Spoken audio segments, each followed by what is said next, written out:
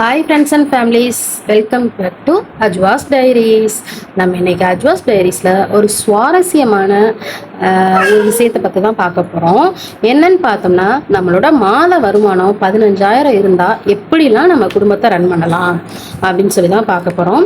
இது முக்கியமாக ஒரு நடுத்தர ஏழை எளிய மக்களுக்கு, ரெண்டாவது ஹவுஸ் ஒய்ஃபாக இருப்பாங்கள்ல, அவங்களுக்கு ரொம்ப யூஸ்ஃபுல்லாக இருக்கும்னு நினைக்கிறேன் இந்த வீடியோ.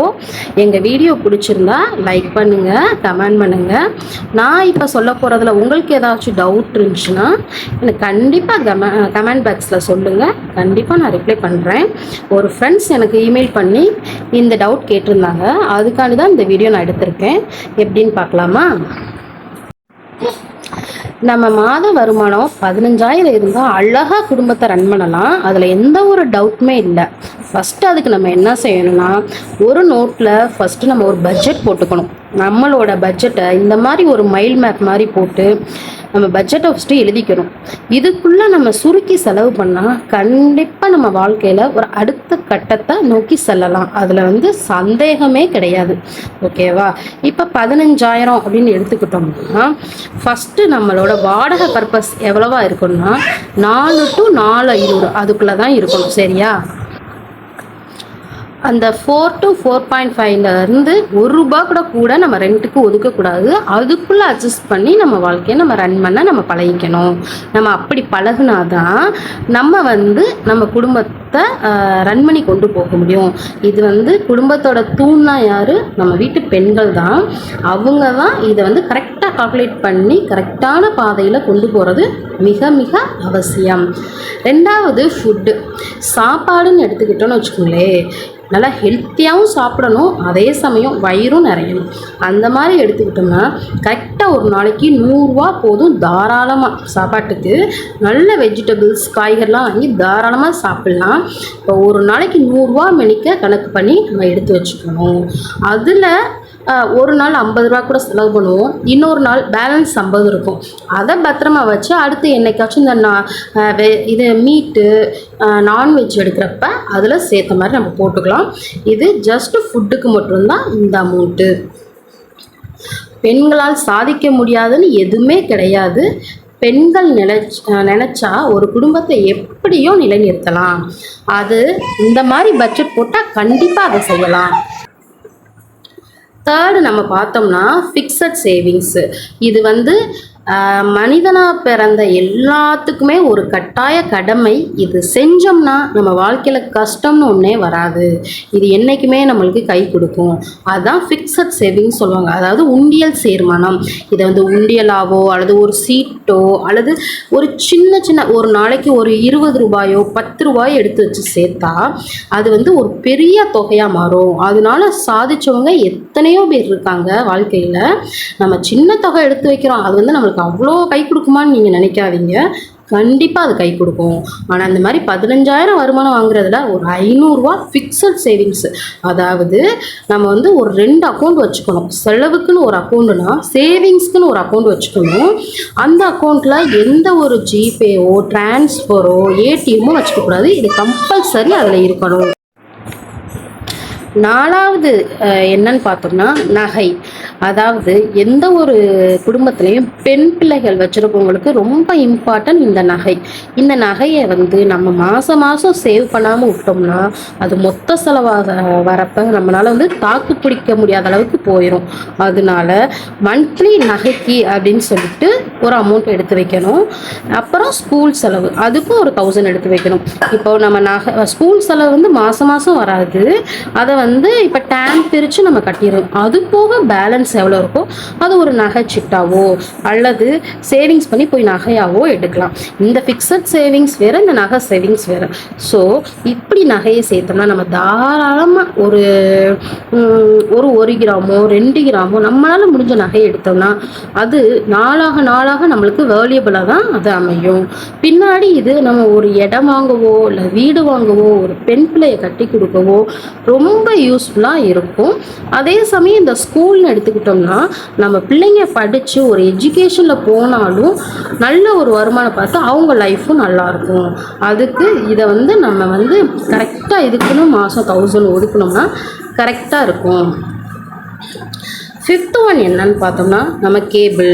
நம்ம அன்றாட வாழ்க்கையில் எல்லார் வீட்லேயுமே செட் ஆஃப் பாக்ஸோ அல்லது கேபிள் இல்லாத வீடே கிடையாது.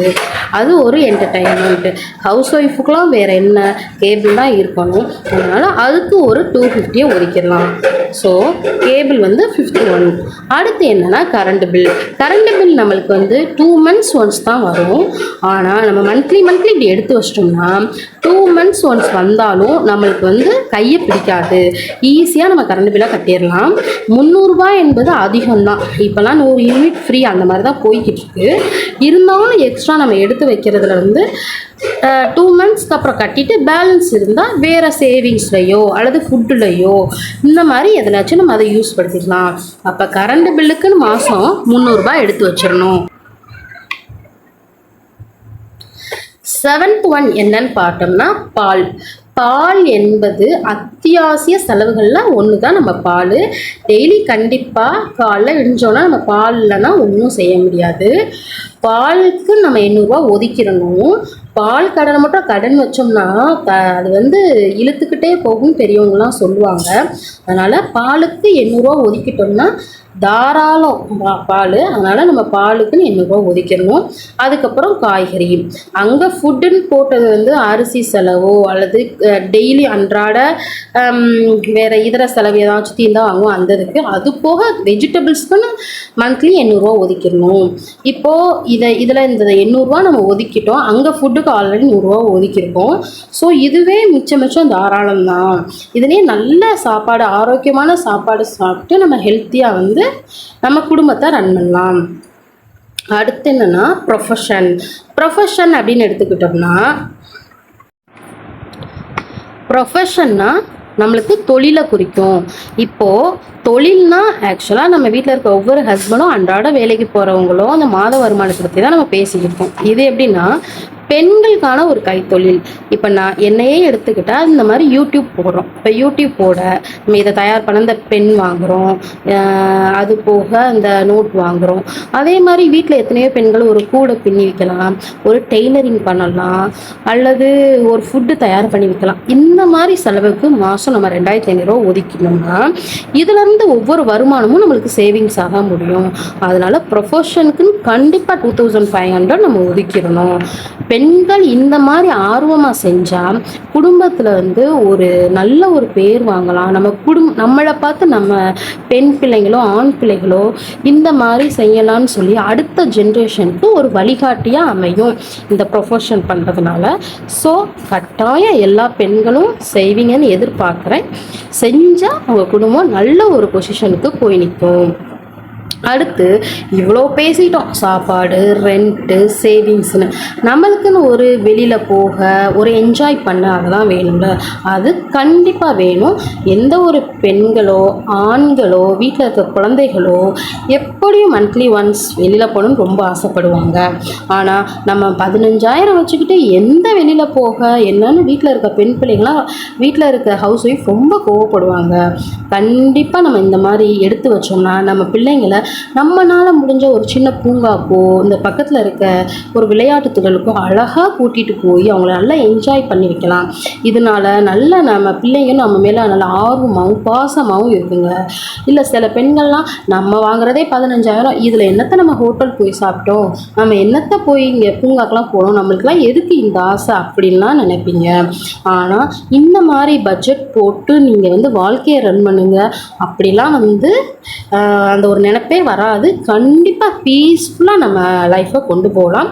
நம்ம பிள்ளைங்களையும் நல்ல ஒரு ஆர்வத்தை தூண்டலாம். ஸோ இந்த ஹோட்டல் என்டர்டைன்மெண்ட்காண்டி நம்ம 500 ஒதுக்கலாம்.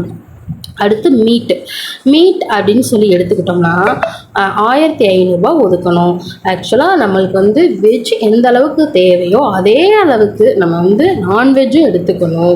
அதே அளவுக்கு எடுக்கலனாலும் வீக்லி ஒன்ஸ் வந்து நம்ம சேர்த்துக்கிறது நல்லது. ஆரோக்கியமானதாக பார்த்து நம்ம சேர்த்துக்கலாம். அதுக்கு 1500 ஒதுக்கலாம். இப்போ டோட்டலாக ஃபுட்டுக்குன்னு பார்த்தோம்னா ஆல்ரெடி ஒரு 100 ஒதுக்கியிருக்கோம், வெஜிடபிள்ஸ்க்குன்னு ஒரு 800, மீட்டுக்குன்னு ஒரு 1500. இதுவே மிச்சம் போதுமான அளவு தான். இதில் வந்து எப்படியோ நம்ம குடும்பத்தை நம்ம ரன் பண்ணி நல்லபடியாக கொண்டு போகலாம். அடுத்து ஈஸின்னு எடுத்துக்கிட்டோம்னா 300 இப்போ நார்மல் ரீசார்ஜ் வந்து 300 கண்டிப்பாக மந்த்ஸ் பண்ணலாம். அப்படி இல்லையா நம்மளால 150 இப்போ நார்மல் பட்டன் செல் வச்சுருந்தாலும் ஒரு 200 அந்த மாதிரி பண்ணிக்கலாம்.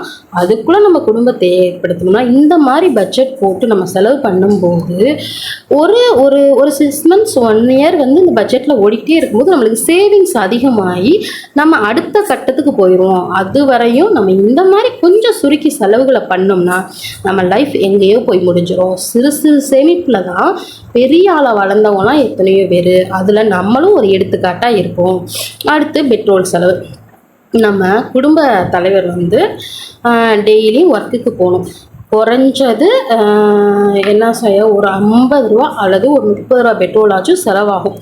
அப்போது நம்ம ஒரு 1450 அது 1500 அந்த மாதிரி நம்ம ஒதுக்கிட்டோம்னா கண்டிப்பாக நம்ம பெட்ரோல் செலவு ஓடி அடைஞ்சிரும். ஸோ இதுவும் நம்ம கையை பிடிக்காது. எல்லாம் பார்த்தாச்சு, இறுதியாக என்ன செய்யணும்? ஹோட்டல் போய் சாப்பிட்டோம், ஃபுட்டு வீட்டில் செஞ்சு சாப்பிட்டோம். ஆனால் நம்ம உடம்பு ஆரோக்கியம்னு ஒன்று இருக்குல்ல, அதுக்காண்டி நல்ல பழங்கள் வாங்கி சாப்பிடணும். 2வது இந்த வீட்டை நிலநிறுத்துகிற நம்ம குடும்ப பெண்மணிகளுக்கு நல்ல ஆரோக்கியம் தேவை. நீங்கள் ஜஸ்ட்டு சரிஞ்சு விழுந்துட்டிங்கன்னா அந்த குடும்பத்தை தூக்கி நிறுத்த வேறு யாராலும் முடியாது. அதனால இந்த பழங்கள் நம்ம ஆரோக்கியத்தை எதிர்பார்த்து இந்த பழம் வாங்கி, அதாவது மந்த்லி ஒரு 500 கழிச்சு நம்ம ஃப்ரூட் சாப்பிட தனியாக எடுத்து வச்சிடணும். இதை வந்து நம்மளும் சாப்பிட்டுக்கணும், நம்ம குழந்தைகள் நம்ம ஹஸ்பண்ட் எல்லாத்துக்கும் கொடுத்து சாப்பிடணும். ஆக மொத்தம் இந்த மாதிரி பட்ஜெட் போட்டு செலவு பண்ணும்போது இவ்வளோக்கு தான் நம்ம வாங்குவோமான்னு தெரியாது. இருந்தாலும் இதுக்கு மேலே இருந்தாலும் இதில் வந்து கொஞ்சம் கொஞ்சம் அமௌண்ட்டுகள் வந்து மிச்சமாகும். இது அடுத்த மாதம் செலவுக்கு யூஸ்ஃபுல்லாக இருக்கும். இந்த மாதிரி ஒவ்வொரு குடும்ப பெண்களும் பட்ஜெட் போட்டு செலவு பண்ணி நம்மளோட அடுத்த லெவலுக்கு போகிற தன்மையை கொண்டு வர்றது ஒவ்வொரு பெண்கள் கையில் தான் இருக்குது. அதனால் சாதிக்க முடியாது எதுவுமே இல்லை. இந்த மாதிரி 15,000 வாங்குறவங்க எப்படிலாம் குடும்பத்தை ரன்னான்னு ஒரு ஃப்ரெண்ட்ஸ் ரொம்ப ரெக்வெஸ்ட் பண்ணி எனக்கு மெயில் பண்ணியிருந்தாங்க. அவங்களுக்காண்டி தான் நான் இந்த வீடியோ மேக் பண்ணேன். இதில் யாருக்கு ஏதாச்சும் டவுட் இருந்தால் கண்டிப்பாக எனக்கு கமெண்ட் பாக்ஸில் சொல்லுங்கள். அது மாதிரி நான் போட்டிருக்கிறதுல உங்களுக்கு எது மிச்சப்படுத்தணும், இதை இப்படி மாற்றலாம் அப்படி மாற்றலாம் டவுட் இருந்தாலும் கமெண்ட் பாக்ஸில் சொல்லுங்கள். நானும் அதை தெரிஞ்சுக்கிறேன். என்னால் தெரிஞ்சதை நான் ஷேர் பண்ணேன். இதை பார்த்து 4 பேர் கற்றுக்கிட்டு நம்மனால ஒரு குடும்பம் முன்னேறிச்சுன்னு ஒரு சந்தோஷம் எனக்கு இருக்கும். ஓகே ஃப்ரெண்ட்ஸ், இந்த வீடியோ பிடிச்சிருந்தா லைக் பண்ணுங்கள், ஷேர் பண்ணுங்கள், கமெண்ட் பண்ணுங்கள், சப்ஸ்கிரைப் பண்ணுங்கள். அடுத்தடுத்து இது மாதிரி என்ன வீடியோ போடலான்னு மோட்டிவேஷன் பண்ணுங்கள். எனக்கு கமெண்ட் பாக்ஸில் கண்டிப்பாக தெரிவிங்க. இன்னும் புது வீடியோவில் அடுத்து சந்திப்போம். ஓகே, பாய்.